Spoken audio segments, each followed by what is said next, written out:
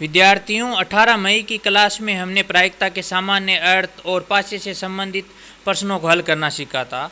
तो आज भी हम प्रायिकता से संबंधित कुछ महत्वपूर्ण प्रश्नों को हल करेंगे। तो पहला प्रश्न हमारा है, एक सिक्के को 2 बार उछालने पर कम से कम एक चित आने की प्रायिकता ज्ञात करो। तो इस प्रश्न को हल करने से पहले हमें सिक्के में कुल कितने परिणाम होते हैं, क्या होते हैं, इसके बारे में जानकारी प्राप्त करते हैं। ये सिक्का है जिसमें ये एच हेड है, ये टेल पट है, तो इसे बोलते हैं चित हेड को, और टेल को बोलते हैं पट। क्या बोलते हैं? पट। अब इससे संबंधित जो परिणाम है वो भी हमें पता होने चाहिए। एक सिक्के को एक बार उछालते हैं, कितनी बार? एक बार, तो कुल परिणाम होंगे 2। कितने होंगे? 2। जब एक सिक्के को 2 बार उछालते हैं, कितनी बार? 2 बार, तो कुल परिणाम होंगे 4। कितने होंगे? 4। जब एक सिक्के को कितनी बार उछालते हैं? 3 बार। कितनी बार? 3 बार, तो कुल परिणाम होंगे 8। ये बात आपको याद रखनी है। क्या बात याद रखनी है? एक सिक्के को एक बार उछालने पर कुल परिणाम 2, एक सिक्के को 2 बार उछालने पर कुल परिणाम 4, और एक सिक्के को 3 बार उछालने पर कुल परिणाम कितने होंगे? 8 होंगे। कितने होंगे? 8 होंगे। तो ये आपको ध्यान रखना है। और ये आपको चित एच पट्टी जो मैंने अभी बताया था, एक सिक्के को एक बार उछालने पर कुल परिणाम देखो ये होंगे, एक सिक्के को 2 बार उछालने पर कुल परिणाम 4 देखो ये होंगे। एच एच होगा, हेड हेड होगा, या हेड टेल होगा, या टेल हेड होगा, या टेल टेल। ठीक है। एक सिक्के को 3 बार उछालने पर कुल परिणाम 8 होंगे, जो ये इस प्रकार है देखो, हेड हेड हेड, या हेड हेड टेल। ठीक है। इस प्रकार ये 8 परिणाम आपको, ये बात आपको ध्यान में रखनी है। ठीक है, और याद भी रखनी है। अब हमारा प्रश्न लेते हैं। तो प्रश्न हमारा क्या है? एक सिक्के को 2 बार उछालते हैं तो कुल परिणाम कितने होंगे? देखो ये रहा, कुल परिणाम कितने होंगे? 4 होंगे। और कम से कम एक चित आने की प्रायिकता ज्ञात करो। तो चित किसे बोलते हैं? एच को बोलते हैं। किसको बोलते हैं? एच को। तो प्रायिकता ज्ञात करो। तो प्रायिकता का हमारा सूत्र क्या है? देखो, प्रायिकता बराबर क्या है? अनुकूल परिणाम बटा कुल परिणाम। ये हमारा सूत्र था। ठीक है, ये सूत्र आपको याद होना चाहिए। तो कुल परिणाम देखो इसमें क्या हो जाएंगे? कुल परिणाम देखो कितने होंगे? कुल परिणाम 4 होंगे। कितने होंगे? 4, क्योंकि एक सिक्के को कितनी बार उछाल रहे हैं? 2 बार। तो देखो ये बात रही, कुल परिणाम कितने हो जाएंगे? 4। कितने हो जाएंगे? 4। कौन कौन से? देखो, head head, head tail, tail head, या टेल टेल। अब हमारा पूछा है अनुकूल परिणाम देखो कितने होंगे। तो अनुकूल परिणाम कितने होंगे? तो देखो कम से कम चित आने की, तो कम से कम देखो इस प्रश्न में कितनी बार आपके टेल आ रहा है? देखिए एच आ रहा है। देखिए इस प्रश्न में ध्यानपूर्वक देखिए, यहाँ पर भी एच आ रहा है एक बार, यहाँ पर भी आ रहा है, और यहाँ पर भी आ रहा है। तो कितनी बार आ रहा है? देखो कुल 3 बार आ रहा है। कितनी बार आ रहा है? 3 बार। कितनी बार आ रहा है? 3 बार। तो कुल परिणाम हो गए 4, और अनुकूल परिणाम कितने हो गए? 3। अब हमारा प्रश्न का जो उत्तर है वो निकाल लेंगे। तो कुल प्रायिकता का सूत्र लगा देंगे। प्रायिकता का सूत्र क्या होता है? प्रायिकता बराबर क्या हो जाएगा?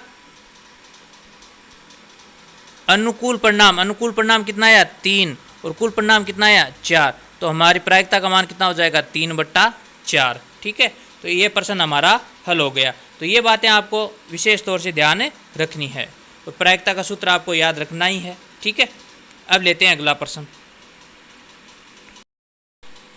अगला प्रश्न है, यदि PA बराबर 0.52 हो तो A नहीं की प्रायिकता क्या है, यह क्या होगी? तो मैंने आपको 18 मई की क्लास में बताया था कि PA प्लस PA नहीं दोनों का मान कितना होता है? 1 होता है। कितना होता है? 1 होता है। ये हमारी 18 मई की जो क्लास थी उसमें मैंने आपको बताया था। तो हमें PA नहीं का मान ज्ञात करना है। तो ये प्लस में इसका पक्षांतरण कर दो, तो PA नहीं बराबर क्या हो जाएगा?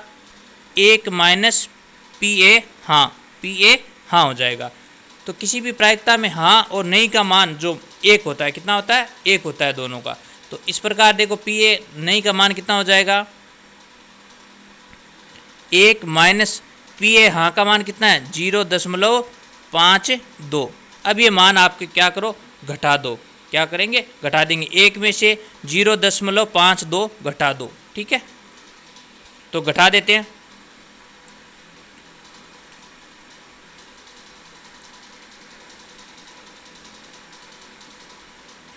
तो कितना घटाना था, 1 में से कितना घटाना था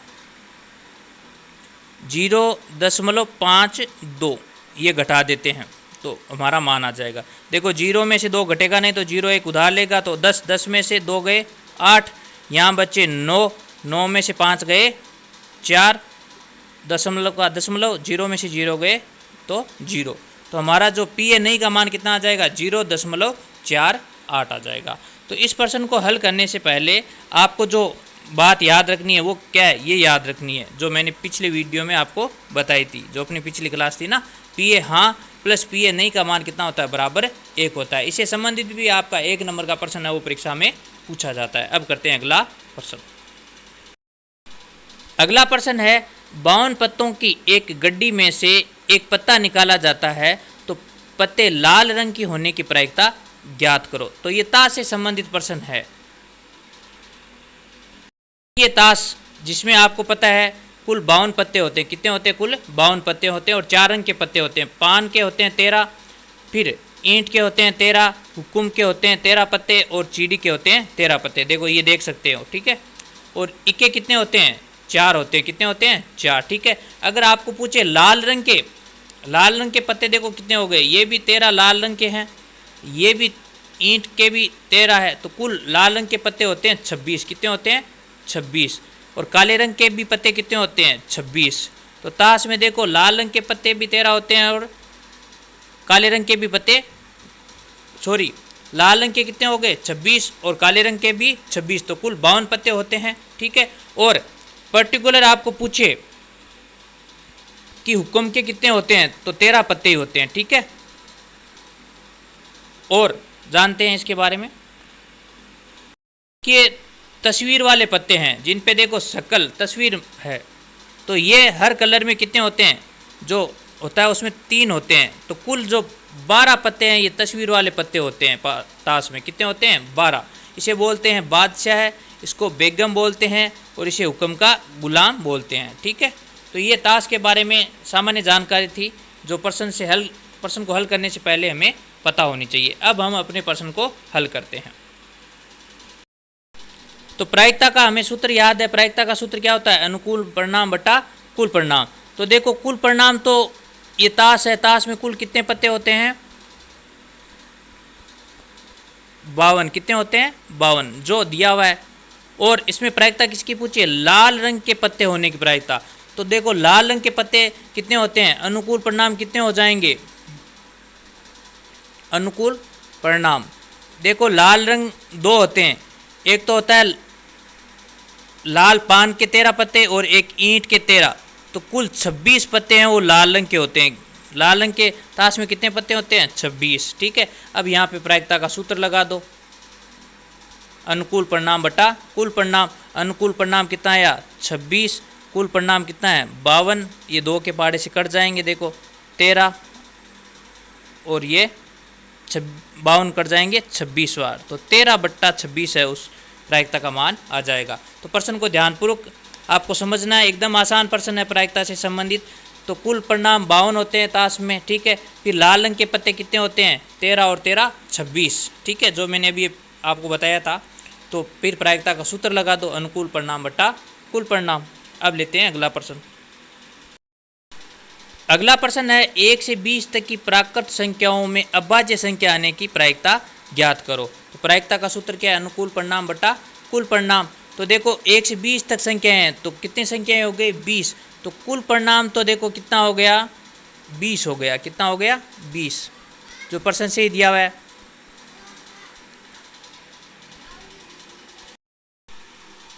तो कुल परिणाम हो गया 20, 1 से 20 तक संख्याएं हैं।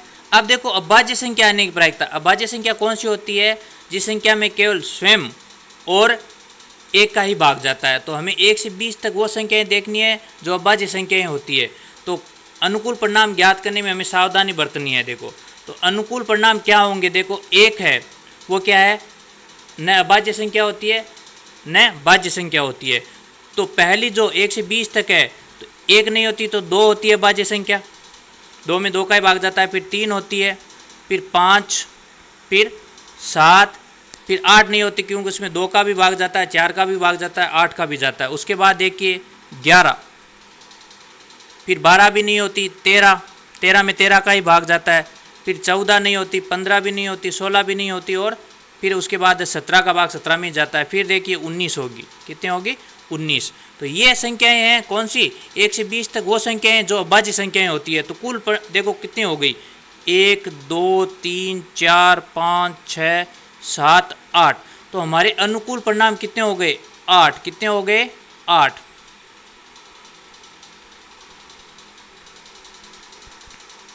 इस प्रश्न को आपने समझा।